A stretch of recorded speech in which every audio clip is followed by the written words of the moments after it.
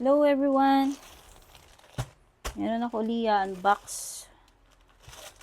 So, nakita ko to sa, ayan, kita nyo na. Dito ko binili. Pang-organize to guys ng mga bills. Buksan na natin. Napapatagal yan. Ayan.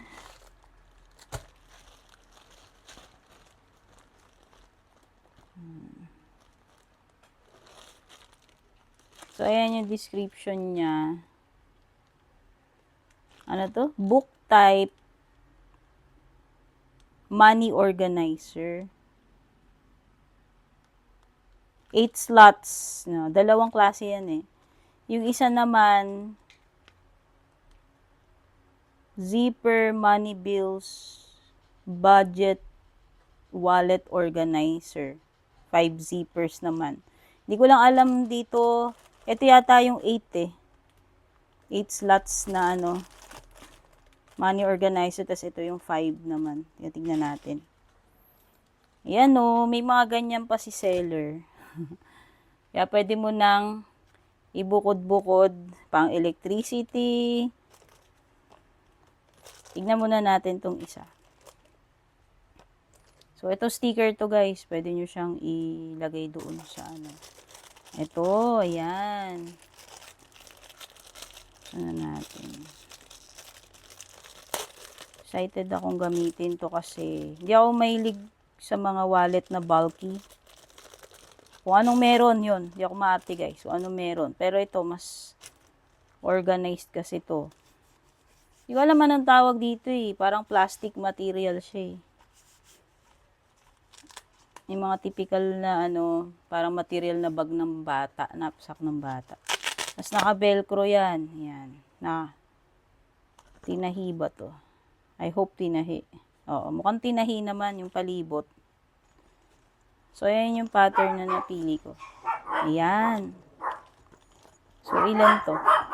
1, 2, 3, 4, 5. Ito yung 5.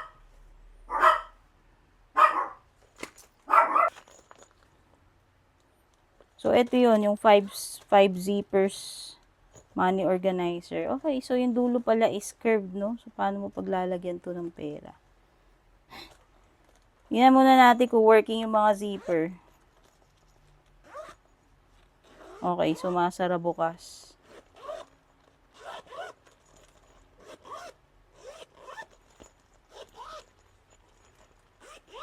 Okay.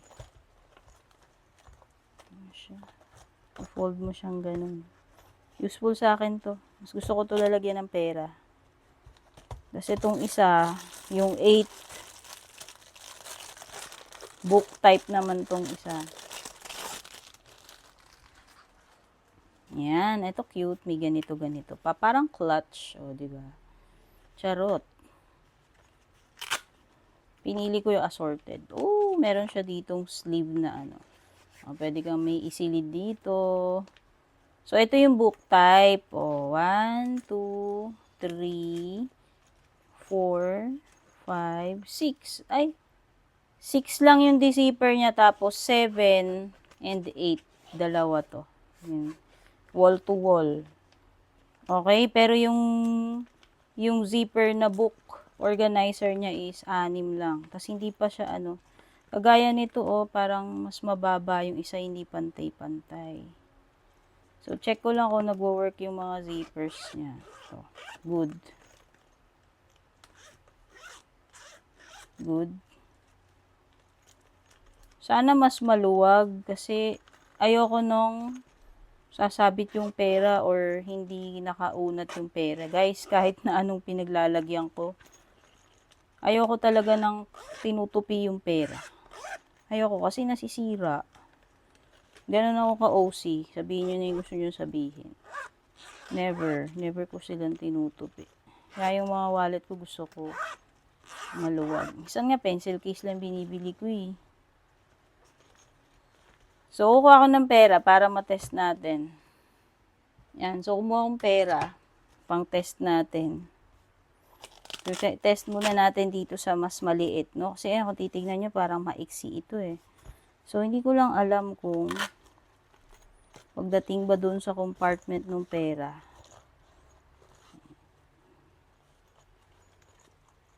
magkasing laki lang. No? Pero mas unat dito. Actually, mas maganda lapat dito ng pera.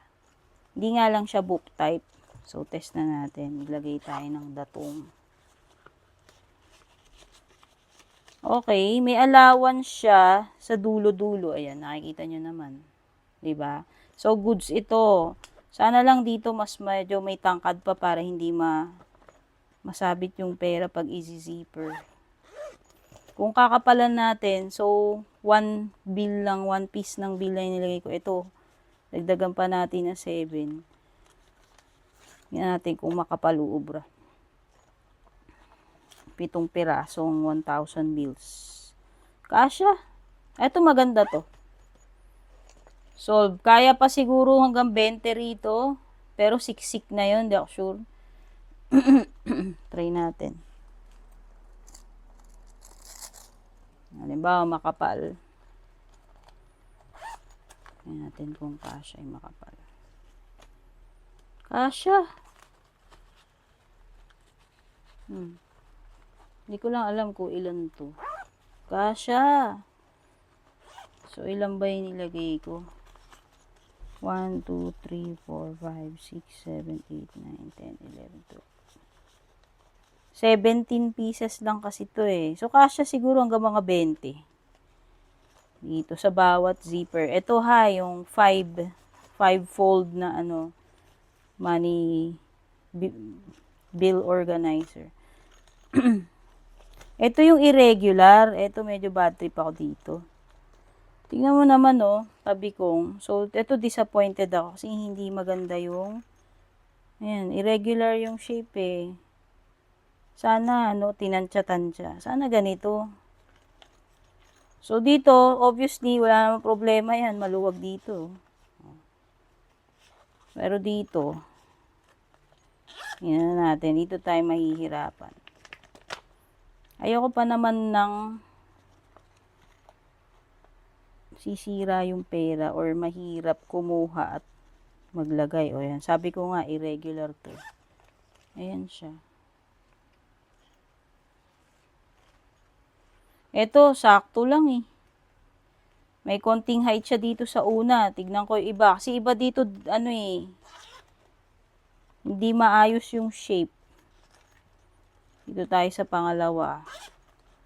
Hindi consistent ba yung gawa? Yung tahi. Ito. 16 pieces lang yata itong pera, no? Kano ba yung sinabi ko sa inyo ito? Okay na rin. Huwag mo nga lang asahan na perfect lahat yung pagkakatahi ng mga bawat lalagyan ng pera. Ayan, di ba? So, imaginein mo, ilalagay mo, halimbawa, ito, for electricity. Pero ayaw ko na lagyan ng sticker. Ayan. Pero ito, may pa-sticker.